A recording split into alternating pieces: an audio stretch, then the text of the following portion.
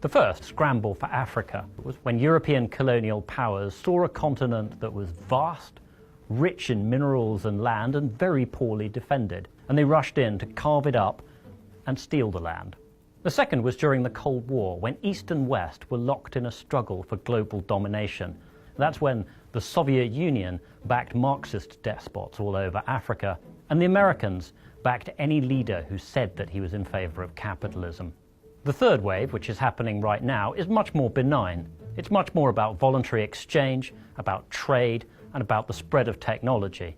It's a new kind of scramble for Africa, which, if handled well, Africans can win.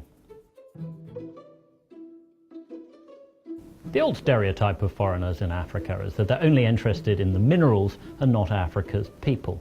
That's still sometimes true, and there are still a lot of corrupt mineral deals going on in Africa. But much more important now is African people. There'll be more Africans in the world than Chinese people by 2025. It's a huge market, and since they're all living in independent countries, they're in a much better position than in the past to negotiate better deals with the outside world. And this has been great for Africans. Greater openness to trade and investment from the outside world is one of the reasons why Africans are 2/5 richer than they were in 2000. Of course, the fact that there are fewer wars and better macroeconomic policies has also helped. There's still a big problem with corruption. Unaccountable leaders in the less transparent African countries can often sign deals with outsiders that benefit them personally, but perhaps not their countries so much. The things that Russia's doing in the Central African Republic, where you have private firms protecting diamond mines and the president of that war-torn country, are to many people reminiscent of what happened in the 19th century at the height of imperialism. The scale of foreign interest is unprecedented. Between 2010 and 2016, 320 new embassies were opened in Africa, probably the largest embassy building boom anywhere, ever.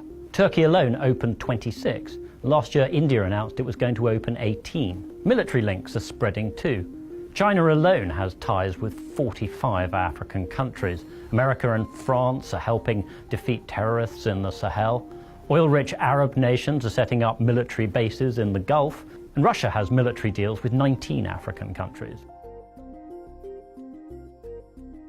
African voters and watchdogs need to insist on more transparency in the way that these deals are done. The kind of work that Kenyan journalists have done to expose scandals connected to a Chinese railway project is very encouraging. Second, African leaders need to think more strategically.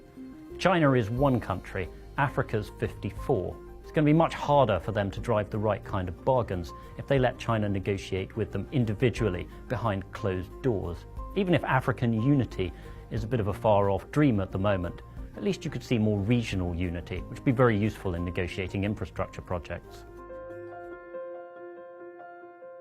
Finally, Africans should take what some of their new friends tell them with a pinch of salt. The Chinese government is very keen to tell Africans that democracy is a Western idea and that development needs a firm hand.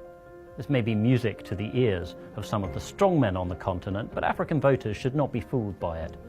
There's a lot of research out there suggesting that the African countries that are more democratic tend to grow faster and prosper better. As the population gets more educated and moves into the cities more, we're seeing that they're more critical of governments and giving the ruling party a lower share of the vote. As African politics grows more competitive, voters will have more clout, and they'll be able to insist on a form of globalization that works for Africans and foreigners alike.